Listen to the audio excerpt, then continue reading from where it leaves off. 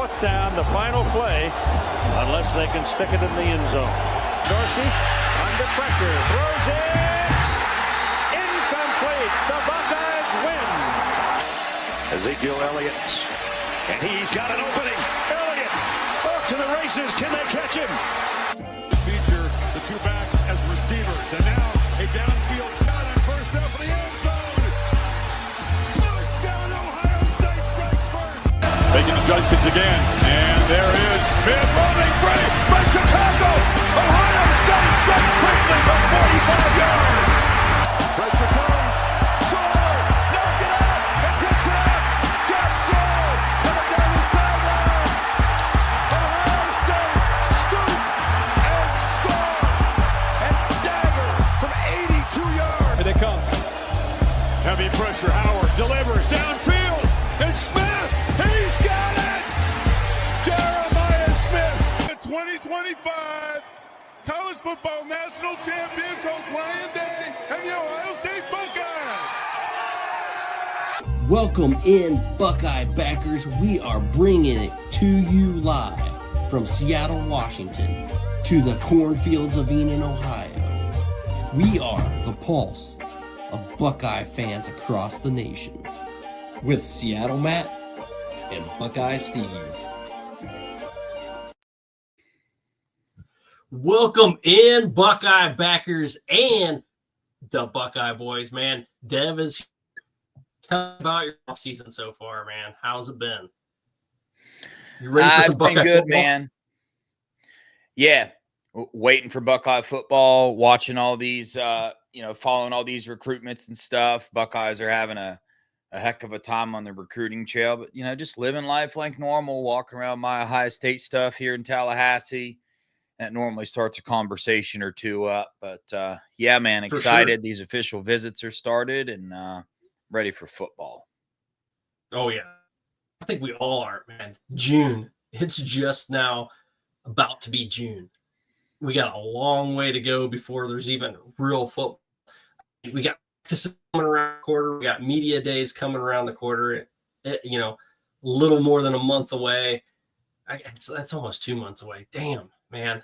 Time's moving slow when football's not on. I know I don't want to wish the summer away, but, man, I live for fall. I live for fall, and I know you do too. Yeah. So let's take a trip. We'll start there. We got to go with these national championships. In your lifetime, what is the best national championship that you've witnessed? Before you answer that question, I got to go back and just kind of look at it, man. You gotta reminisce a little bit about these national titles because they don't come around too often. So, 2002.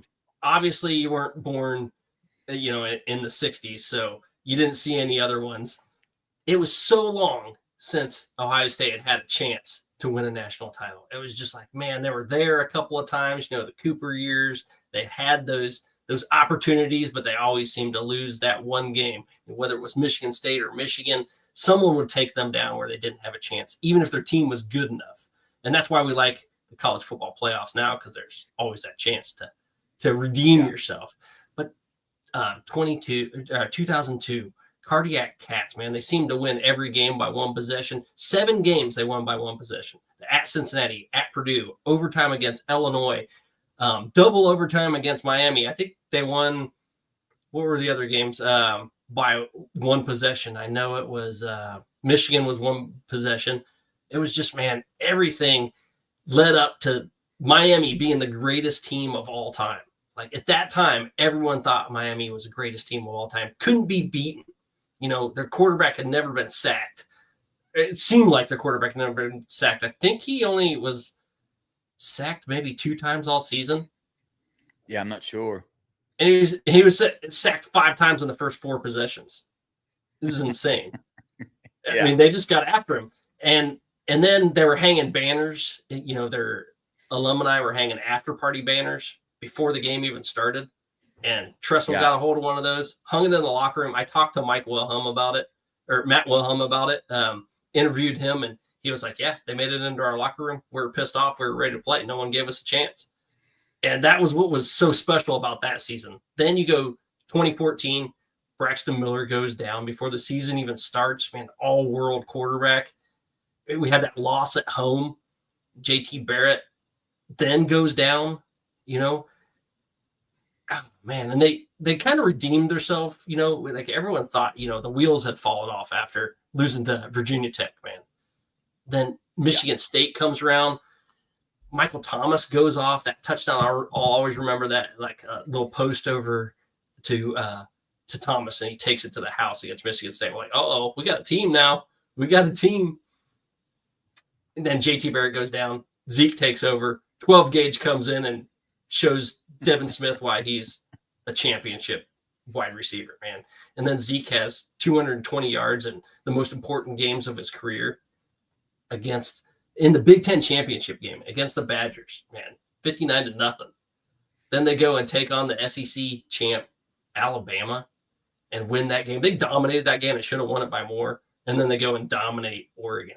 So that was crazy. And then that brings us to this year, man. And you know everything about this year. Everyone's been, you know, everything about all these championship games. But 2024, I mean, what a roller coaster. That had to have been the biggest roller coaster. We came in with high expectations. Like, you wanted a championship. We all wanted a championship. We had the team to get championships. But, man, everything fell apart. Those first 3 goals were gone. You know, lose to Oregon, and it was like, you know what? That's kind of expected. You go out there, lose a game. All right, we can get past that one loss. Then that Michigan debacle happened. Holy cow. It seemed like the world was over. There was no coming back from that. Tennessee at home, you get them, take care of that. Go out to the Rose Bowl, take care of that Oregon team that beat you at their place.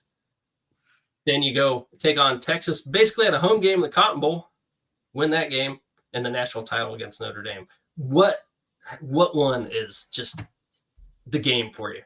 I mean, if you could relive. For me, I was 11 years old in 2002, right? And I have a little bit different of an experience when it comes to that situation, because believe it or not, like, I wasn't raised. Nobody in my family was obsessed with football. The reason why I got obsessed with the Buckeyes because my best friend was.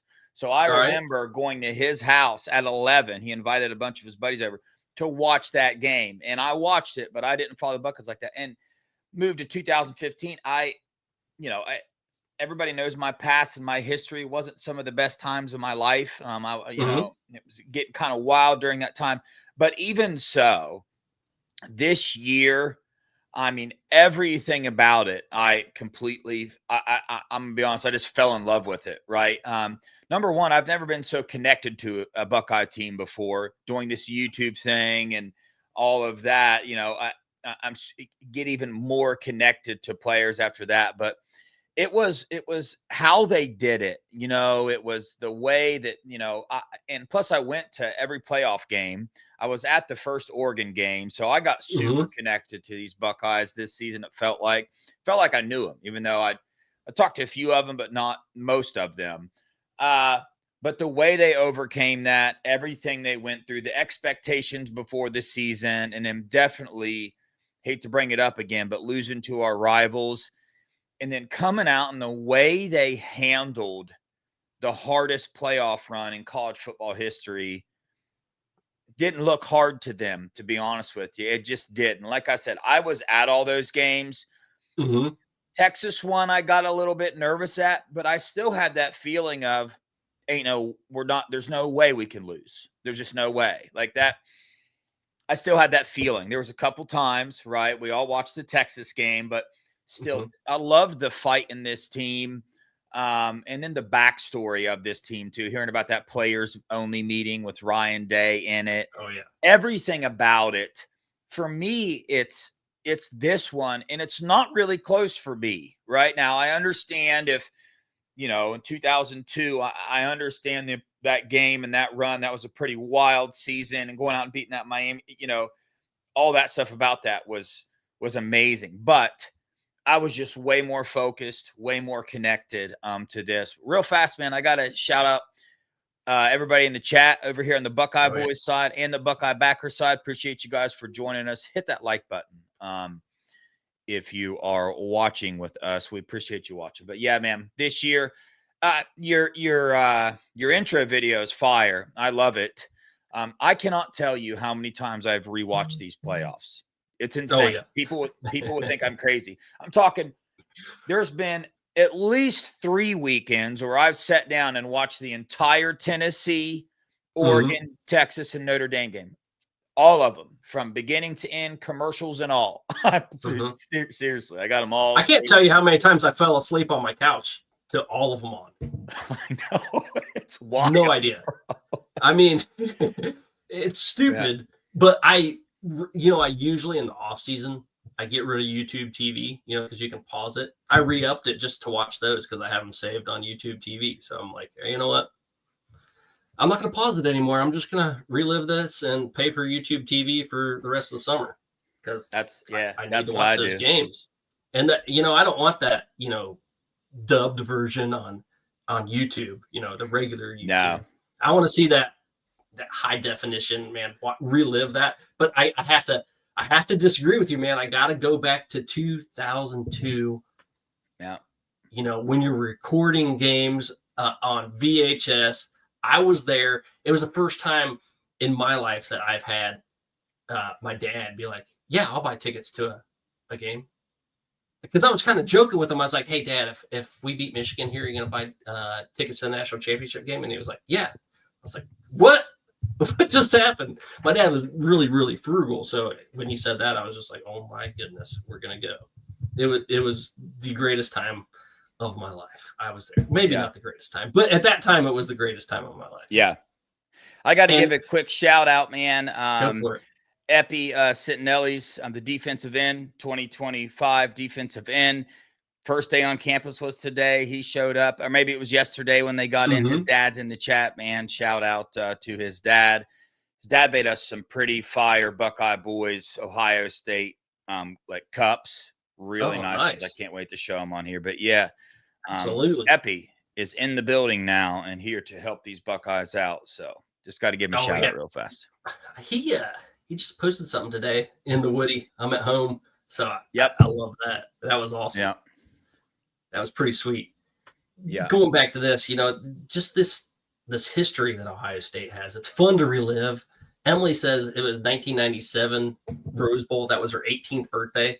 Like, holy cow. And just like you said, when Christopher's like the best 4-game stretch I've ever seen at Ohio State. Yeah. That's the thing about this season that you can't take away. That 4-game stretch where you've never had that opportunity. I mean, something similar, Urban Meyer, 2014, when he goes, Big Ten championship game. Then he goes on and beats Alabama, which at that time it was like, no one's upset in the SEC. I know. No one's upset in Alabama. And Urban Meyer was the only guy that could do it besides Dabo. The third-string quarterback. I know, which is insane. That's never going to happen again. No one's ever going to win a national title with a third-string quarterback. There's no way. Yeah, and you're getting some. I call it the locker room. So for us, it's the locker room here when we talk about the comments. So if I say that and you don't know what I'm talking about, because we're streaming to both. If y'all don't know, it's every time that we do a show, Buckeye boys are able to stream it to their network too. So you're getting it on both ends. Brings more people here. The more Buckeyes in here, the better. We love it. But yeah, man. The history of these Buckeyes is it's so cool. And you love how when you see a coach like, Ryan Day come in and just each coach has brought their own little thing, but there's still that foundation of the Block O that everybody knows it. Everybody knows the Woody, the horseshoe, the Block O will go on forever. Nothing is bigger than the Block O, not Jeremiah Smith, not Ryan Day. I mean, that's something that's also really cool. And there's a select few other teams in college football that still have that, because this blue blood conversation anymore, I don't know, it gets kind of funky, man, because there's some teams whittling their way out of this blue blood category, if you ask me. I mean, it's like, bro, where Nebraska, where we at? You know what I mean? Like, what's going on here? But Ohio State, it's just like they have been at the top echelon of college football for so long, and you wonder why we have the most haters out of any team. You know, I'm at my real estate agent today. I'm buying a house, and Nice. I showed up in this, and all of Awesome. it. And he was like, "Oh, I didn't realize you're an Ohio State fan. This changes things." And I'm like, "Yeah, I figured it probably would."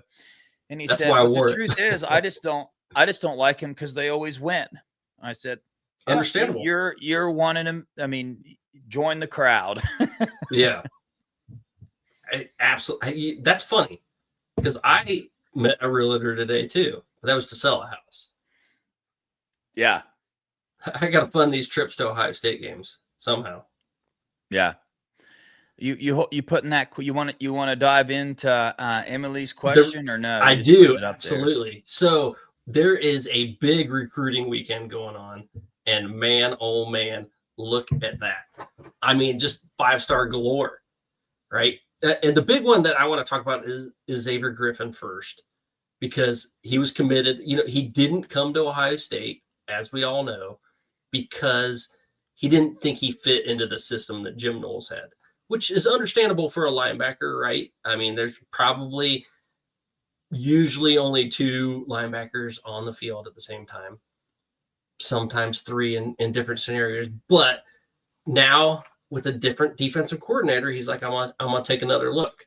And they got to hit it out of the park because all the crystal balls are going to Alabama right now. You got anything on Xavier Griffin right now? Well, I mean, the last intel I got personally was we don't stand a chance. It's Alabama or it's Texas. We might be running third. But, I mean, this is Ohio State. This is James Laurinaitis we're talking about, okay? I mean, they've got this official visit thing locked down. His mom just posted on Twitter, wow, really enjoying it here at Ohio State. We're hoping to get his mom on the Buckeye Boys so we can kind of walk through this visit and see how it went. But I mean, all the momentum. His mom is a, Bama alumni or something like that. Bama fan, one of the two, right? And he's from Georgia, all right? the momentum is. Is he a Yes, Georgia guy? He's from Gainesville, Georgia. Gainesville, Georgia. Yeah, but he's the number 1 or number 2 linebacker in the nation. Tyler Atkinson, the other one. We have a better chance with Tyler Atkinson, if you ask me. But still, you get Xavier Griffin on campus, man. These Buckeyes just won a national title.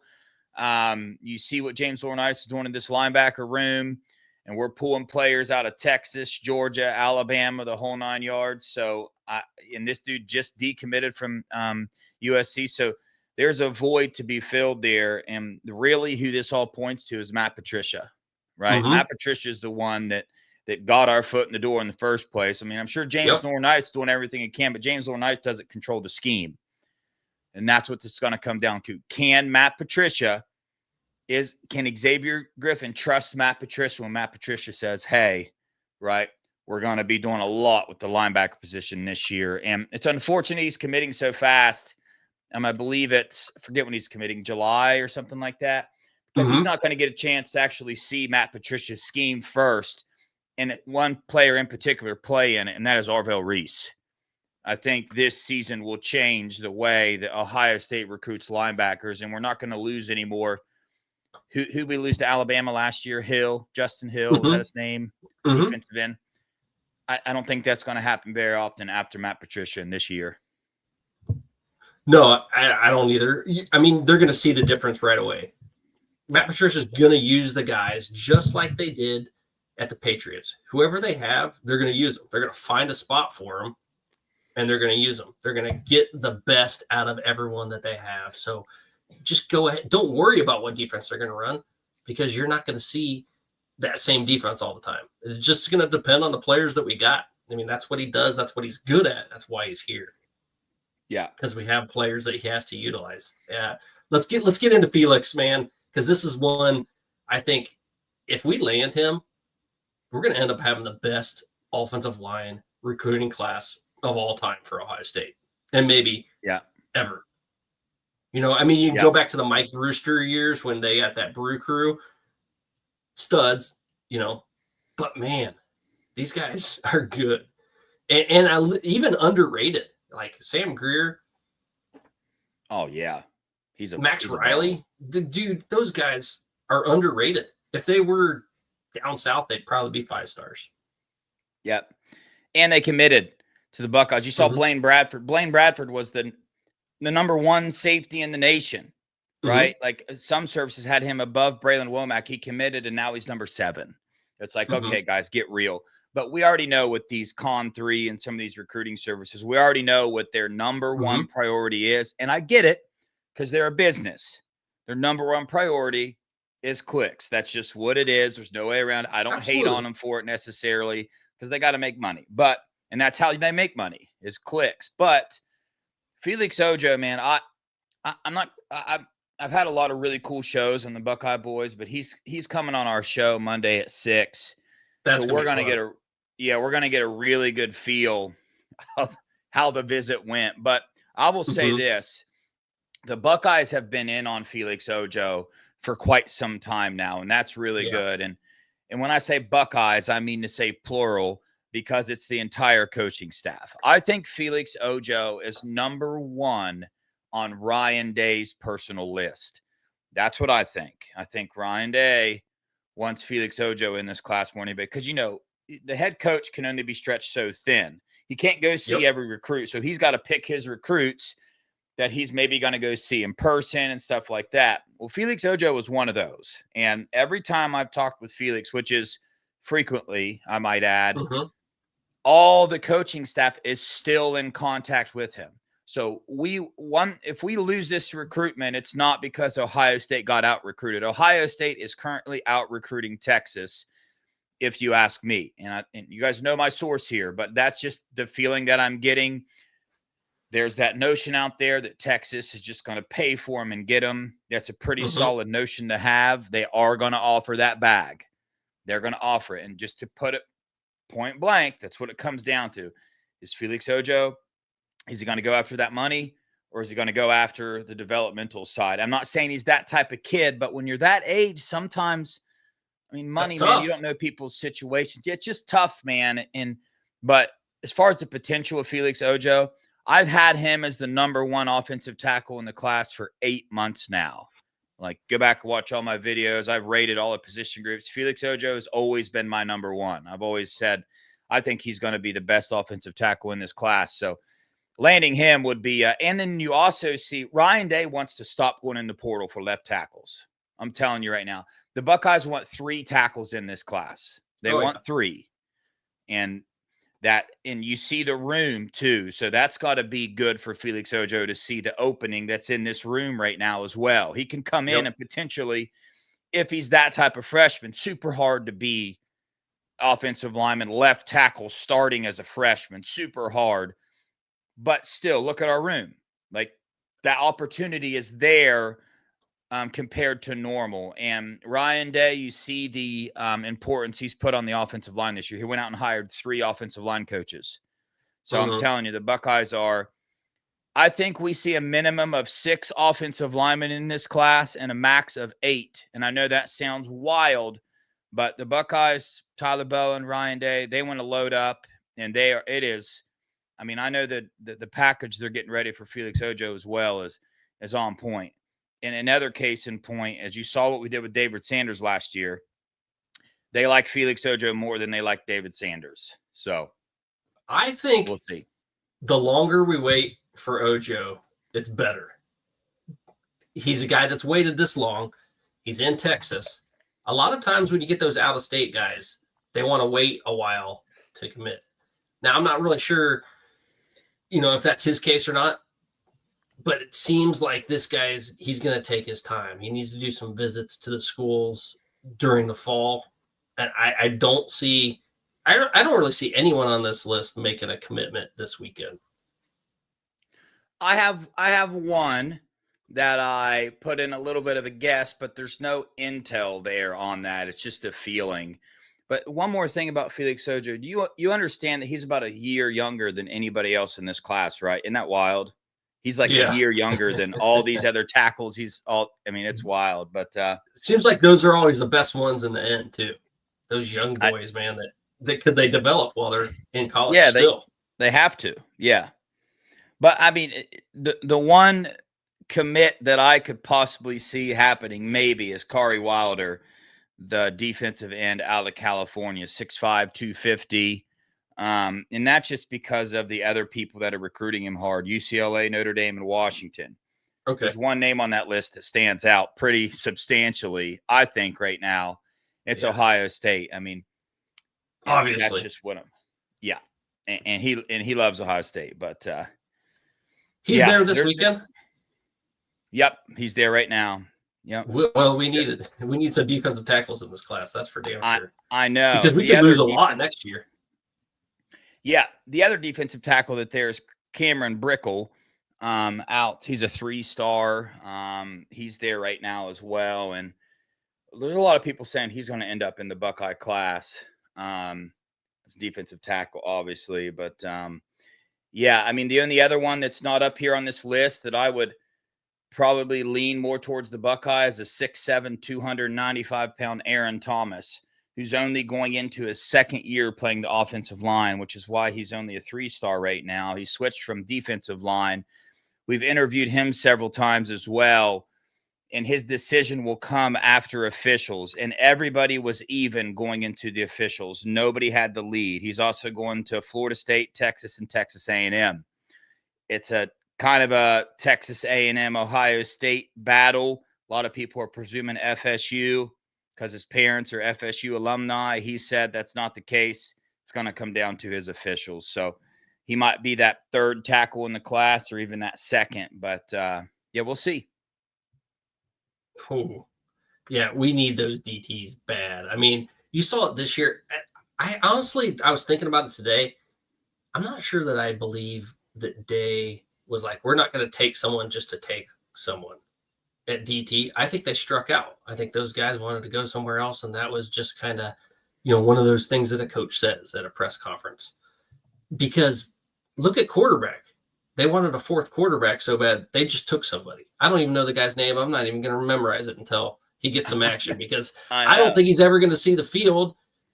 I'm sure I will know the name, once the season goes on. But, man, like, where did he go? Like, Texas Christian, not Texas Christian. It was like some random. Yeah. Like, and he wasn't even a starter. It was some random Texas school. I don't remember his name. I don't remember where he was, but I know he had like 500 yards passing. Yeah, you got to look that up. Eli Brickhandler from Houston Christian. Yeah, so he came. Yeah. Yeah, he came here on scholarship because we needed another body in the room. But I think he has an interest in coaching in the future. Okay. But if you're going to do that at quarterback, why wouldn't you do that at DT? Like, we're not going to take someone just to take someone. They just took someone just to take someone. I have went off on this. I am so far from the crowd that thinks that we are severely lacking at defensive tackle this year. I'm not on that end of the spectrum. I am convinced that if Ryan Day and Larry Johnson were that worried about defensive tackle, that they would have went in and got a defensive tackle. They got 2 defensive ends. This is Ohio State. They pull Quinshon Judkins, Caleb Downs, Will Howard. They get positions that they need to get. They don't not get them. I mean, they go out and they find somebody and they get them. Look at all the offensive linemen they just signed in the transfer portal. And what, 3 of them? Yes, 3. So, I mean, I don't know. That's just where I stand. And everybody keeps talking about how much Ryan Day talked about defensive tackles in his press conferences. That's because he was asked about them.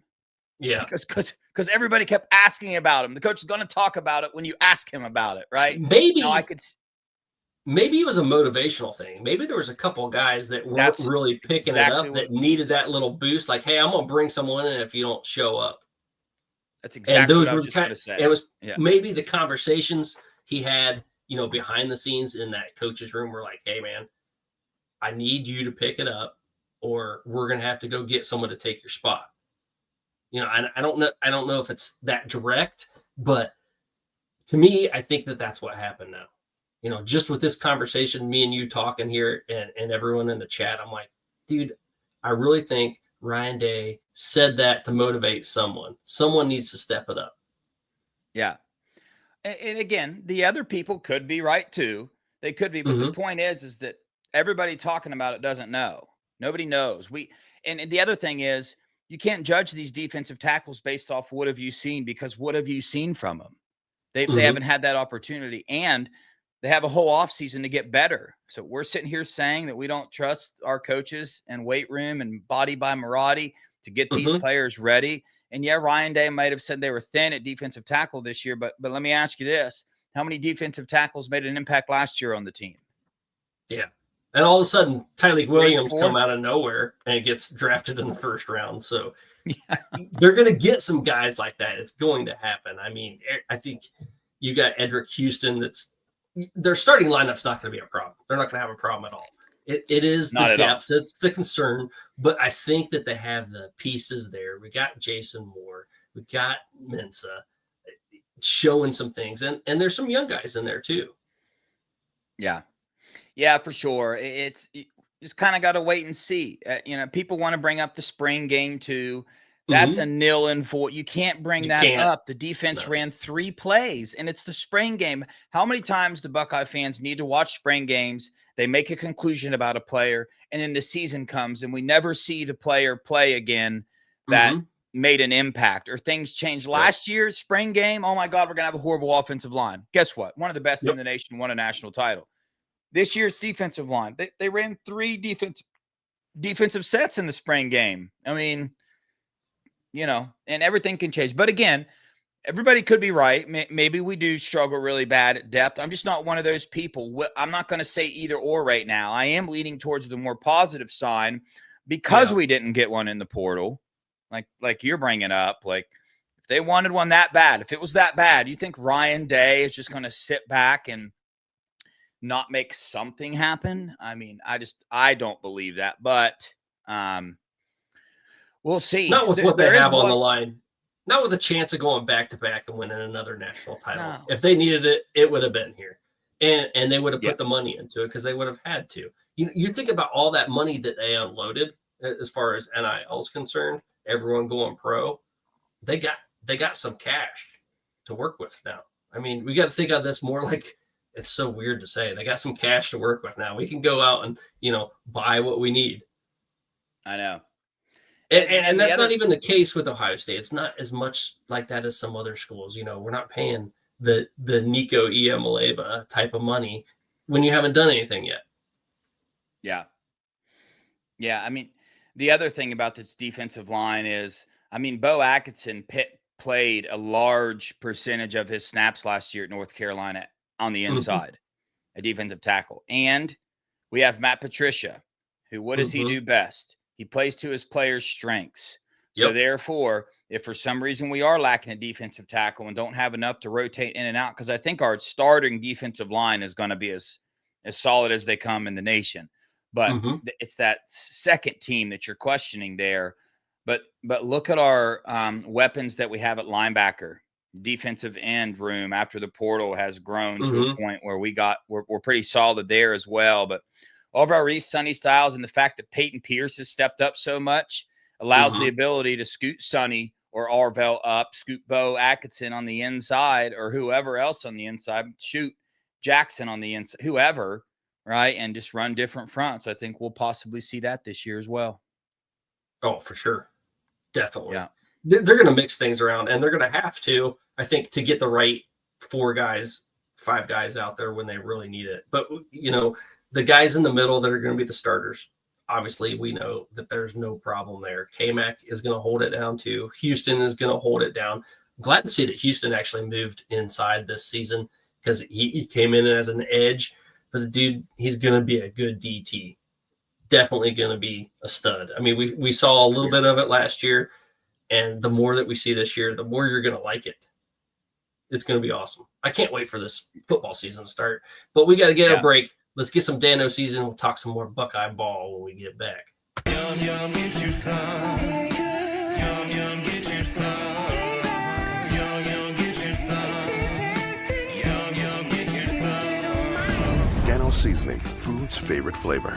Yum, yum, get you some. I'm Joe Burrito, your favorite burrito. Whoa, whoa. Joe, we Hey. all know you're the best. What? You can always do better. What you got? Try the new Dano's Hot Chipotle. Hey. Ooh, that's spicy. Yum, yum. Yum, yum, get you some. Dano, Yum. go get I had to you get me some. I had to get me some water. Man, Yeah. I'm parched.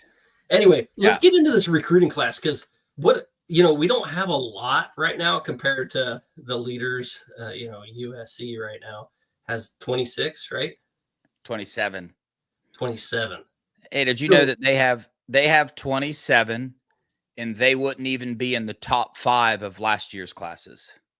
No, and they wouldn't. You got to go based on, star rating, right? Yeah. Your average stars is really where you want to look at when you're looking at a recruiting class till you get to the end. You can claim a summer, recruiting title all you want, but it means nothing. It means absolutely nothing right now. Nothing. But, people on Twitter will be claiming, they're the best recruiting class in the nation. Of course. A side note, did you know that USC is paying, for instance, players like Mark Bowman as much as $20,000 a month to not go on any other visits, to not post any cryptic things on social media, to pretty much stay committed to USC. USC is paying their players, their recruits, to stay committed and not take other visits. It's wild, bro. But you know how much that can backfire? Like how often, yeah, sure, I'll take that for the rest of the summer and then go somewhere else. Yeah. I mean, why? That's a no-brainer. Like that is eventually going to cause problems. Yeah, I agree. And you're going to lose a lot of donors that way too. Yeah. Everything Ohio State's doing is fantastically smart right now. And I Yeah. still think what we're going to see with the development of the offensive line and waiting to get some of those guys, and I don't think that it was done on purpose, but getting some of those guys through the portal, like Josh Simmons last year, and then this year, Ethan Oniawa and Daniels, I think that waiting to see what the product is instead of paying up front for some of these offensive linemen and defensive linemen are those guys that sometimes don't pan out. They're the biggest miss rate in college football recruiting because those guys have to develop. They have to turn into real men, huge men, and they have to be athletic.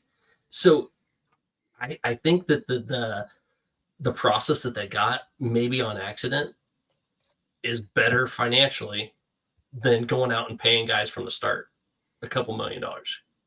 Yeah. Because you got to prove it. If you're going to pay a guy that much, they got to come into play, number one. And number two, they better be good. You better not be getting the quarterback hurt. I love how Ohio State does their high school recruiting in terms of nil payments. They have like a 3-tier thing where, hey, you're going to come in and you're going to play now. If they think that, they're going to pay you tier A. If they think you're going to come in, be a couple-year developmental player, tier B and tier C. That's how they do it. And what they're doing is they're not going to have to change their recruiting process if the NCAA puts that cap on this or nil changes or anything. And, they always want their foundation to come from high school. But if it doesn't, they're going to go to the portal. They will not overpay a Felix Ojo, right? They have their tier A payments that they pay the players, depending on your position group, that are going to come in and potentially make an impact right away. That number's their number, and it's not going to change. There's no negotiation there. It is what it is. We miss on some recruits because of that. But at the same time, it also dwindles out the recruits that aren't coming for the right reason. It's why Ohio State has the culture that it has because of how they recruit in this nil era. If you're coming to Ohio State, you are about your life in football first. Point blank, period. Money is not what you're coming for. Even though Jeremiah Smith is one of the top paid college players in the nation because he proves it on the field. And if you do that and you play for Ohio State, you are going to make as much as some of these other players in the nation as well. It's not that Ohio State doesn't pay that much money. You can make that money at Ohio State. Oh, yeah. You might get it a little bit later, but you're going to end up making more in the long run because you're going to get developed too. I mean, and it's going to be something that stands the test of time. Like you kind of said earlier, you got to think long term. You can't just go blow everything right now and then lose all that money coming in. Some of these schools, it's going to backfire and they're going to lose donors real quick. Yep. Real quick, and then you also don't want donors controlling who's playing in the games. If they're throwing a bunch of money out there and like, why is this dude not playing? I'm not gonna throw money in there anymore. But look at this receiving class. What we have, what we need, right? Got wide receiver, pretty set up. The two of the best in the nation, right? Yes. And then I had to do a second page on this too, so we'll look at those too. But I think you got the third wide receiver in there and a tight end.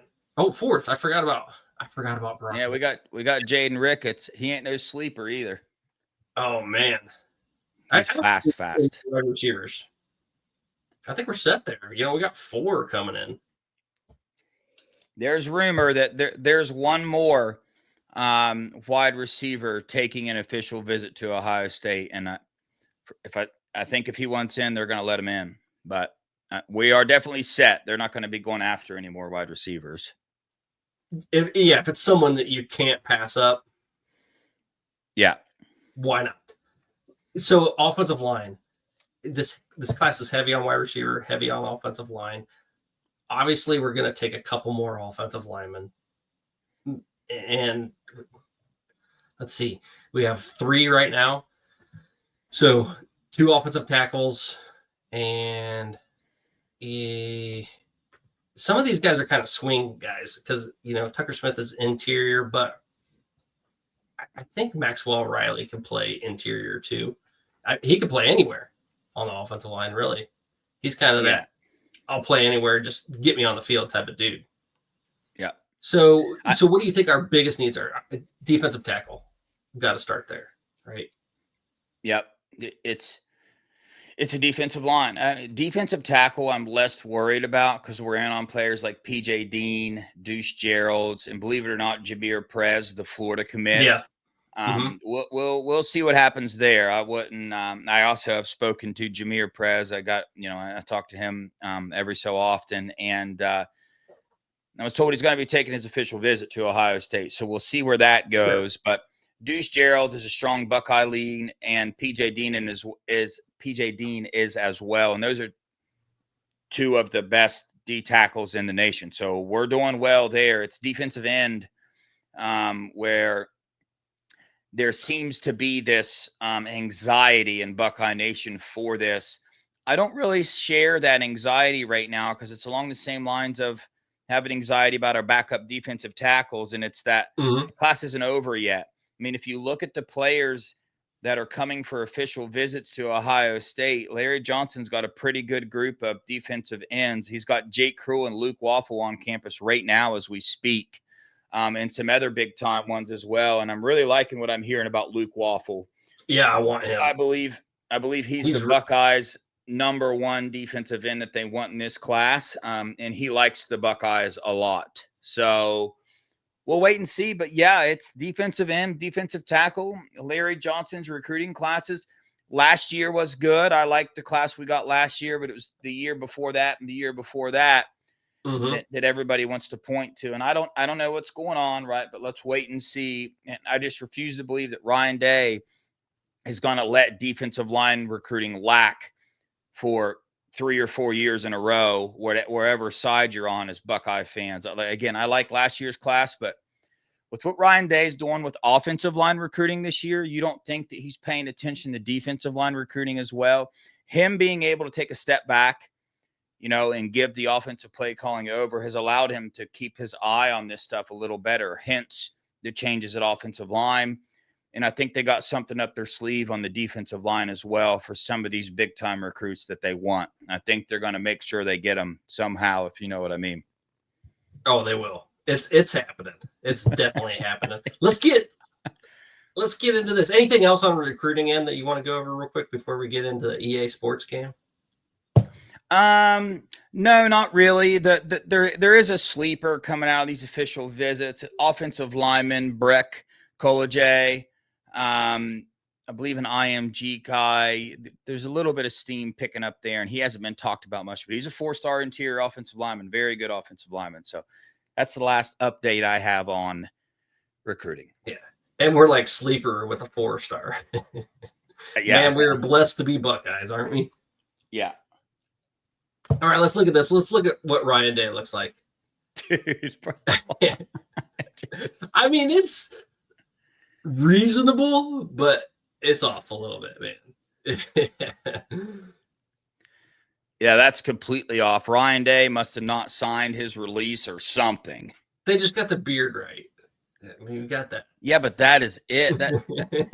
There's no way. Ryan, with the technology they have, I'm telling you, I don't think Ryan Day signed. You know how some players don't sign, and they like JT Tuimoloau. We had some other defensive end last year. No, he said there was a post that he was signed.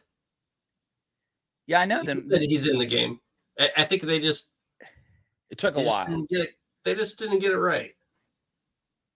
I mean, it's not so? terrible. No, because it didn't even have his name. It didn't even have JT's name, so he wasn't in the game for the longest. If he is now, that's a surprise to me.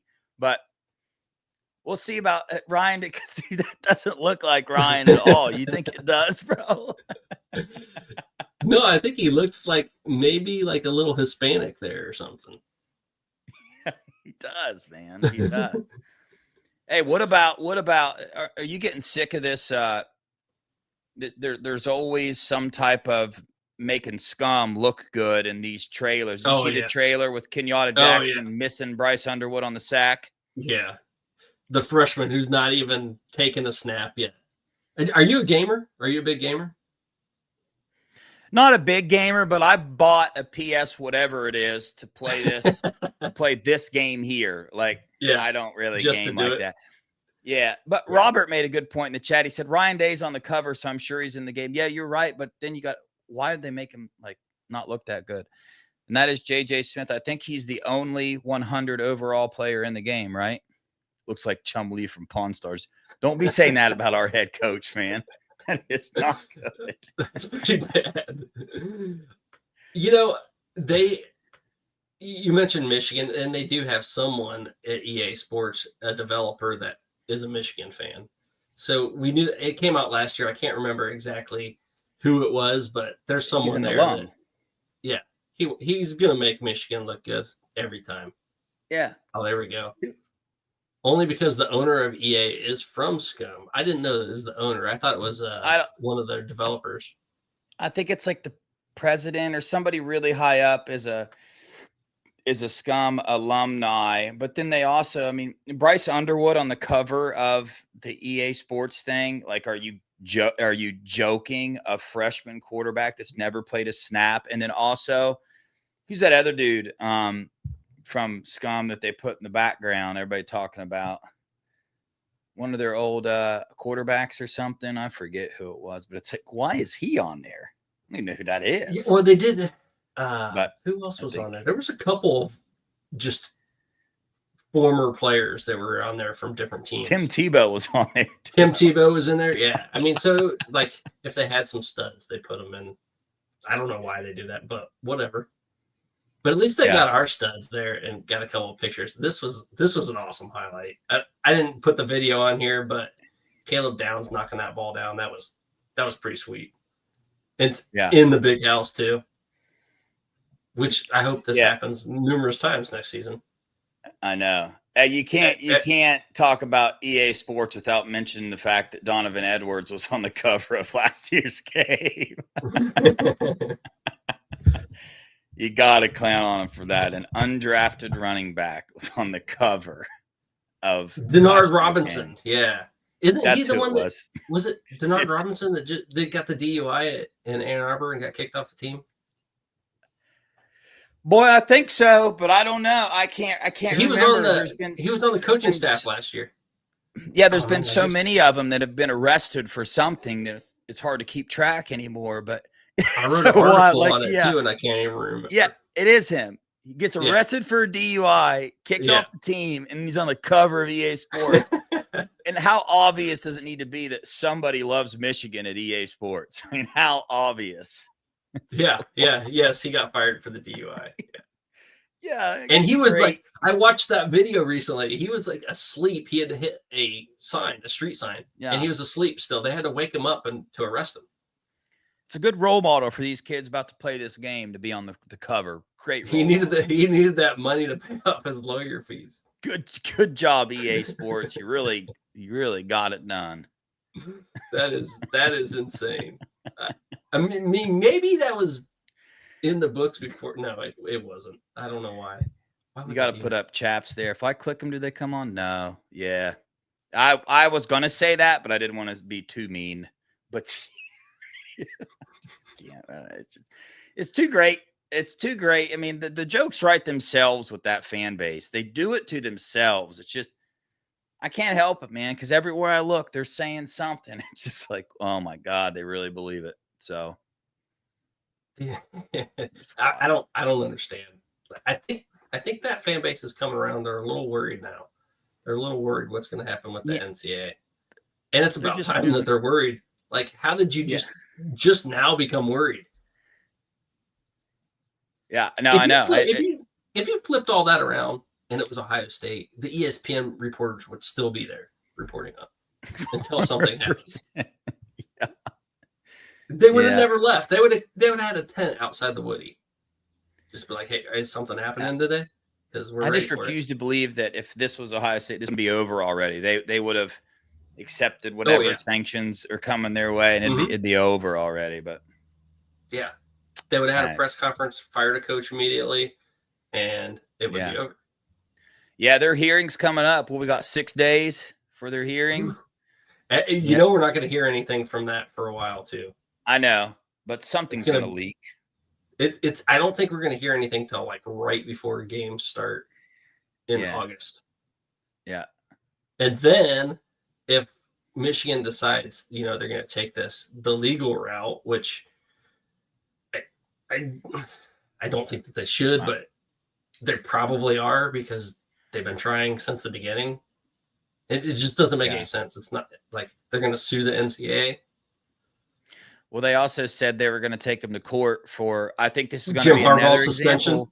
If you try to suspend our head coach, we're taking it to court. I think you're going to see, there's no way they want all that information out in public. There's no way. With everything going on in their program, I'm not buying that they're going to fight this at all. I just do not buy it. I mean, they've been fighting it the entire time, they say, but I'm just not buying it. But maybe they do. Maybe there's no other option, because what the NCAA is asking for is going to make your program irrelevant for the next 5 to 10 years. So it's like they might be thinking in their mind, well, I mean, we've already lost this. We might as well go for it. Let's just, try to win. So I don't know. But there's an appeal process too. 45 days. I think that it's 30 days. Yeah, I think it's 40. I think it's 45 days. There was an update on the NCAA dashboard that here recently Scum filed like 2 different things with the NCAA, and the NCAA responded already very quickly, which lead me to believe that Scum got shut down on whatever they were asking. Nope. Just got told. I think they sue them for like defamation of character and monetary. Yeah. They're just going for overreach is what they're going for. They're trying. That's what they would do. They would say that the NCAA doesn't have the power to take it this far. Like they went too far. It would be a civil case, and essentially, if they did, it would just be literally like up to a judge sitting in a courtroom to decide whether the NCAA went too far or not. And they might be willing to take that chance, or a jury, go in front of a jury and plead their case and see. But you're right. The civil case would be interesting because you don't have to have as much evidence in a civil case as you do. No. Yeah. for a criminal case, that is interesting. How we always get on this, man. I just gotta laugh at Michigan right now. It's a joke. It is a joke, and in all seriousness, like some of the things that have been happening up there are insane and crazy, and the fact that coaches are getting caught on To Catch a Predator is just like, my goodness, what? How? I didn't mean to laugh. That's not funny, but I mean, It's not funny, but it's just because it's like it's a hated rival. Like sometimes you want bad things out of a hated rival, but you don't want kids to be involved, man. And 13-year-old was, being basically To Catch a Predator for that. Alex Yude met him at a liquor store. And he was getting his, I forget what it was. I watched the video a couple times, but I think he was getting vodka or something. And thought he was meeting a 13-year-old girl. It's just sad, dude. And it's, having kids of your own and daughters of your own, it makes it sad that there's people like that out there. And then the Wise investigation, I mean, stealing, but essentially seems like allegedly, I don't know if he's been convicted yet or anything, so I have to say allegedly. They've stealing information from records. Yeah. On the bad end of things, the most penalized college team in all of sports. You know what I mean? Like it's kind of wild. Definitely in football, but I mean, and then you go to the sign stealing thing. That's a record. It's never happened before. The amount that they've been violations they're piling up to NCAA, that's a record in college football. And then this Matt Weiss and all this information, that's got to be up the top for private information leaking out of a college up there. The number one case for that. I mean, I've never heard of anything that as many people as that has affected. So, and the people that were filing these charges against Matt Wise were like, there was a quote, something along the lines of, "This is the most I've seen out of someone doing this individually." Now, if it was like multiple people in a different country, like scheming all together to steal data, and particularly like nude pictures of or intimate moments of college students, like, it's a low level for like a ring of people, but for one person doing it, it's enormous, the amount of people that he's stolen information from. And if you're doing that, like, what's holding you back from anything else? Like, if your morals are that low, what else could you be doing? It just goes to show you how blessed we are to be Buckeye fans and how blessed we are to have Ryan Day as the head coach. And, the things that we complain about as Ohio State fans, I mean, look at it compared to them or some other teams in the country. I just think this is a beautiful time to be a Buckeye fan, and I can't think of another team in the nation that has the momentum in every aspect. I mean, academics, that's one of these things a lot of these recruits and their parents are talking about, is that Ohio State was the only college football team to beating out Stanford and getting on like a Harvard-like level. It's kind of wild what they're doing there. The character coming out of there, the revivals, the baptisms on campus, and then you also add winning a national title on top of that. Like, what else do you want in a college football team? I'm serious. What else? I know the answer to that, 2 in a row, but we'll see. We're only satisfied when we win championships now. You got a taste for that. There's blood in the water. We want more. Yeah.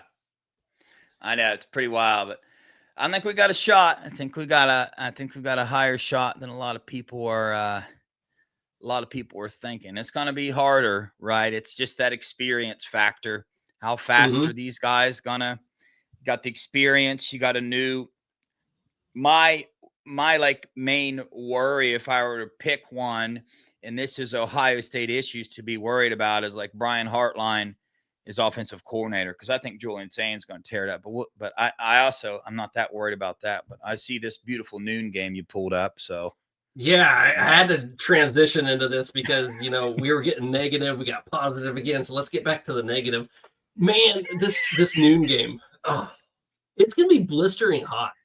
It is gonna be hot. And just muggy as hell. I hope we get unseasonably cool weather because that's the thing about the Michigan game. Like, it's at noon, but you want it at noon. You don't want to be cold as hell at 7 p.m. in Ohio or in Michigan. Like, but this is the beginning of the season. It's the first game. It's Labor Day weekend. Like, it is going to be hot. It is going to be muggy, and it's going to be nasty. And you're going to get sunburned. And my bald guy is going to have that tan line right here, because I don't want my head burnt. Hey, believe it or not, there is some positive that's coming out of this. Let me tell you what it is, okay? Number one, it's that Ross Burek is actually, however you say his last name, is fighting this. Mm-hmm. He is wanting, he sees Ohio State they hear the fans. They hear us, right? Of course, it I also think Fox hears us. Recruiting different. Yeah, that's the next thing I was going to say. Then number two is that Fox is open ears and trying to change this. They had a solution figured out.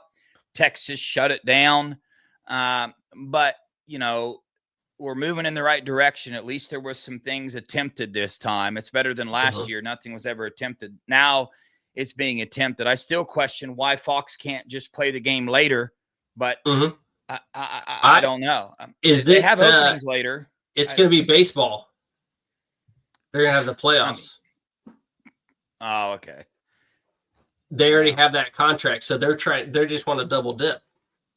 Yeah. And Money, for them, it makes sense. For fans of college football, it sucks ass. I hate every second of it. Because this game, come on, like the shoe at night, Texas, Ohio State. Does anything sound better than that? Yeah. Like having that drone show we saw against Tennessee, we're going to miss out on that. And that's why I made this, that picture. I was like, I put that Ohio that was made in the drone show against Tennessee because we're not going to get to see that. We're not going to get to see those lights beaming, getting the crowd wild. What we need is a good hashtag to get the crowd pumping, though. We need something to trend.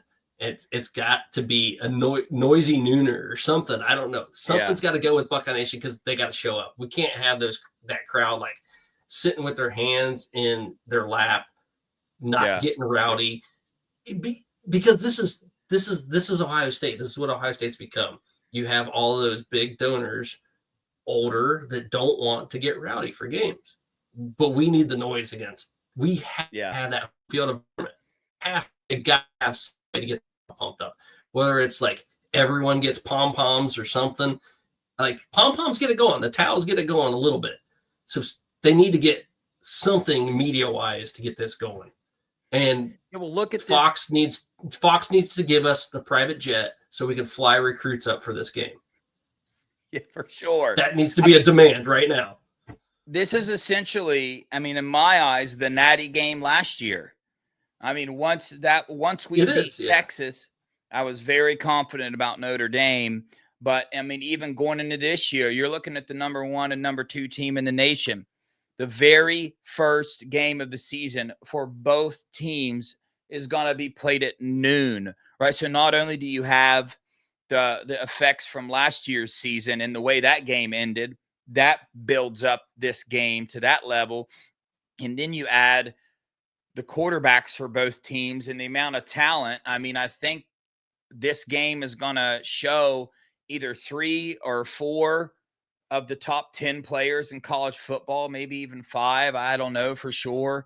But in one game, to have that many of your top players in the nation playing on one field, and it's going to be at noon in the Horseshoe, hopefully Buckeye Nation does not need help getting riled up for that. But if it was I have to read this just for people that are going to listen to this on audio. Chap says, Texas AD is just a pussy. Come on, man.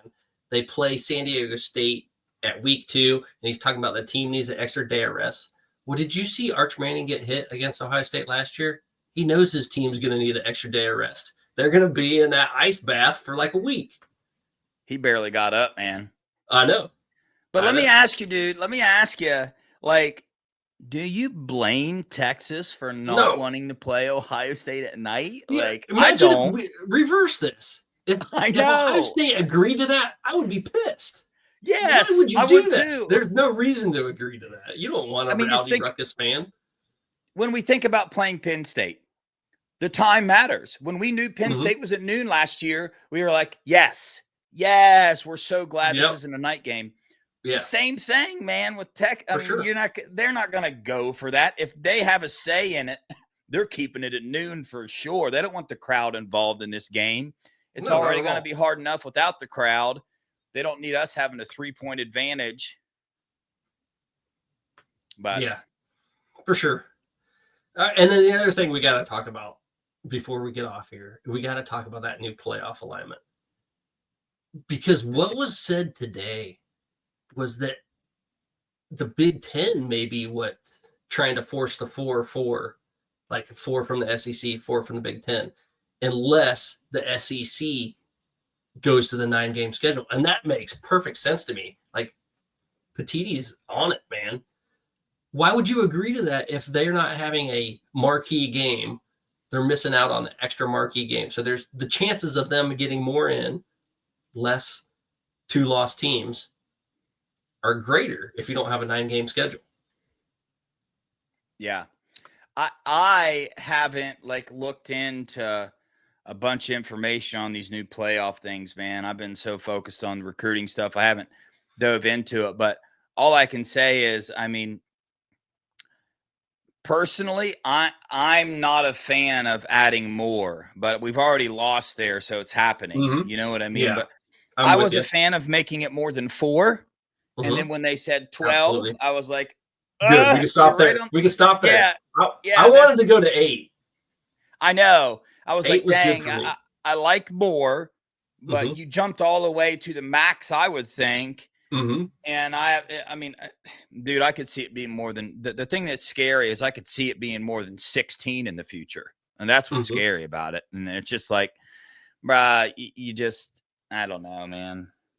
It's going to take away, the importance of, some of these regular season games. And you can argue about that all day long if you want, but it just is. If you can only lose one regular season game to get into the playoffs, regular season is going to be very important. If you can now lose 3, it's going to be less important. That's I don't know how obvious it gets now. You're still going to have your games that, I mean, the Ohio State scum game, and you have your games that are always going to mean something, but it takes value away from even those sometimes from a national level for sure. This is interesting. How do you Sikneog? Anyway, Doug Laramie, I'm assuming that's who he's saying, did research over the past 10 years. The Big Ten averaged more teams in the top 16 than the SEC did pre-playoffs. Oh, wow. That's interesting. It makes sense to me because the Big Ten always had those teams right outside of the top 10. They always had, those second-tier Big Ten teams were always right outside. Yeah. So the SEC just had all those top 10 teams. That makes sense. Wow, this is going to be interesting. And I don't think it'll get to 64. I don't think they'll have time for that. No, I do know. How are you going to plan that? That's a lot.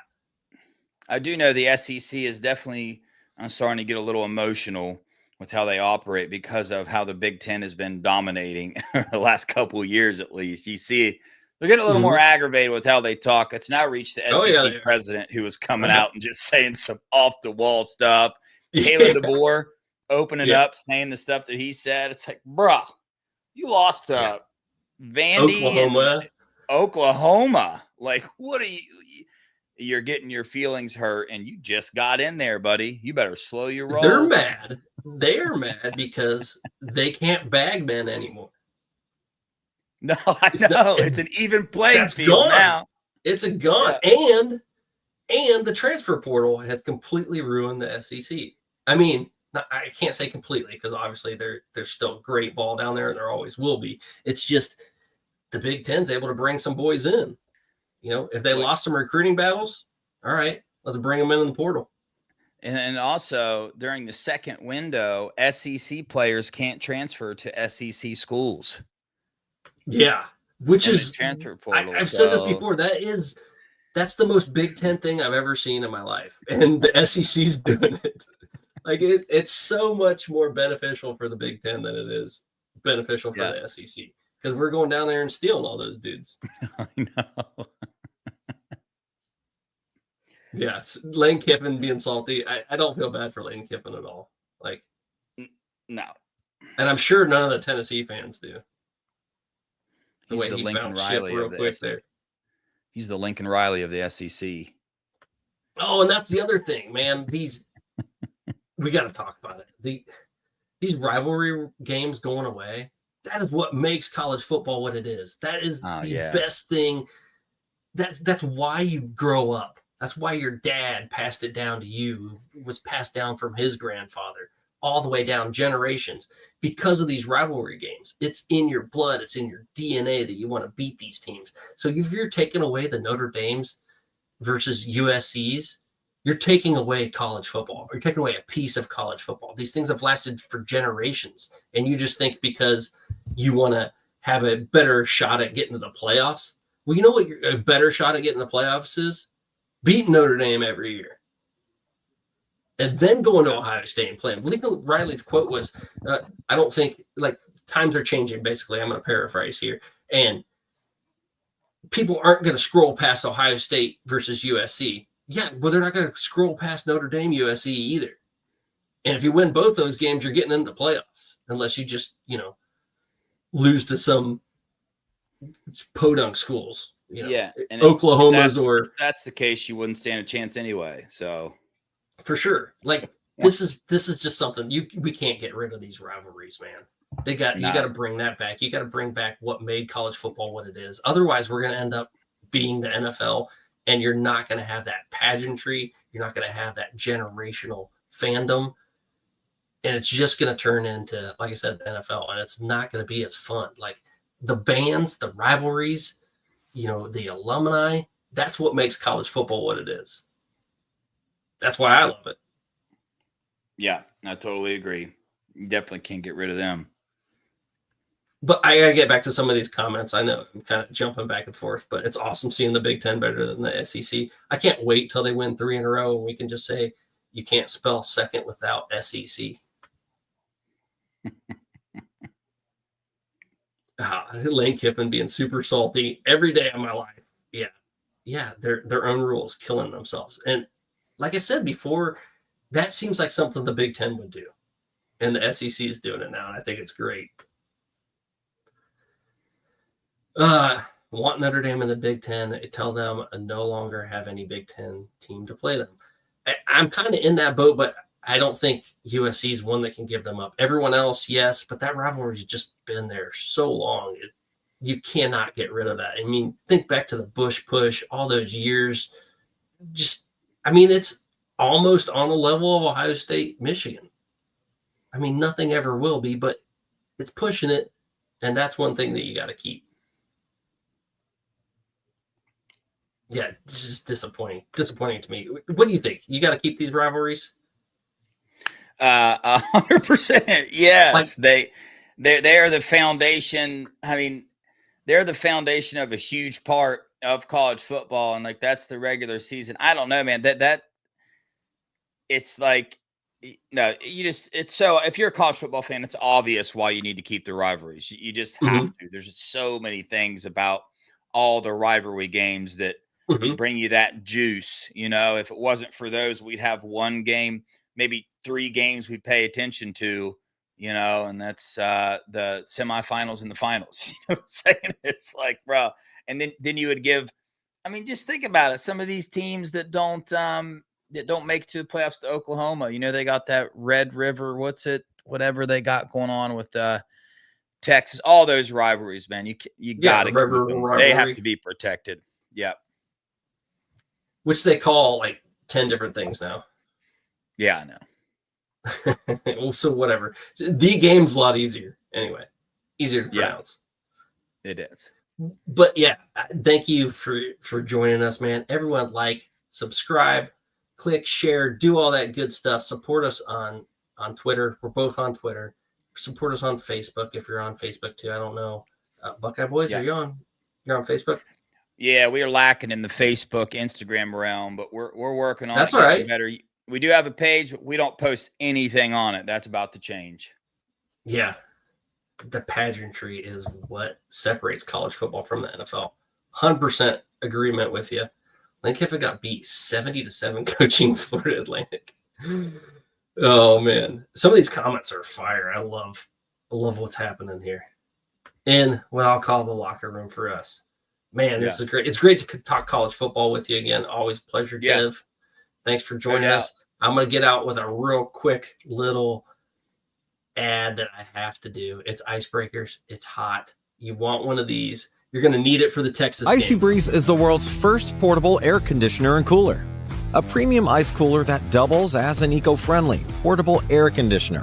This is not a swamp cooler, just blowing air across ice. Over 60 parts and components allow Icy Breeze to achieve what no other product in the world can do. The secret behind the Icy Breeze is an innovative design that circulates chilled ice water through a heat exchanger in the lid, replacing the Freon used in most ACs. Fresh air is drawn from hidden vents in the top of the cooler, pulled across the exchanger, and chilled down to 35 degrees cooler than the outside air. A 3-speed fan control delivers Icy Breeze's dry, cold air up to 25 miles per hour, just like a car AC. And a stay-put flex hose directs the breeze in any direction. Wherever you need it, Icy Breeze helps you beat the heat. You know, I've actually used that. It's worth it. I mean, really? they say it's not just an evaporative cooler. It is. It really is just an evaporative cooler, but it's awesome. It works. I mean, I Cool. personally, maybe I shouldn't say this, but when I get too hot, sometimes I just man up. You know what I mean? No, I don't. Bro, I just joking with you. I wanted to see what you'd say. Bro, I don't like the heat. It gets hot, boy. I can't stand the heat. And yeah, down there in Tallahassee, it gets hot real quick. I'm a little bit used to I tell you what I'm not used to now is that's the cold. When it gets cold, my body is definitely, but the heat, I work in the heat every day. So it's just like, man, it is what it is. But boy, when it gets cold, my Ohio bones have kind of gone away a little bit from that. Yeah. Got that thin blood now. Yeah. Can't take it. But hey, man, I appreciate you having me on. Definitely show us that love, hit that like button, everything else. We'll be doing more shows together. I enjoy this for sure. And absolutely. Yeah, definitely. Yeah, we should invite. Did you invite Mello? Did you see if he was available? Yeah, he wasn't available. He wasn't available anyway. Hey, man, I love these Saturday night shows in the off season. Yeah. Love it. I know. They're especially now with this recruiting stuff picking up. There's going to be a lot of stuff, a lot of news coming out too. But just a reminder, on the Buckeye Boys, we'll actually be streaming on Buckeye Scoop for the Felix Ojo interview at 6:00 on Monday. So, nice, man. If you don't want to read an article and you want to hear from the source himself, check us out. Get in there, check it out. God bless everyone. Take care, and go Bucks.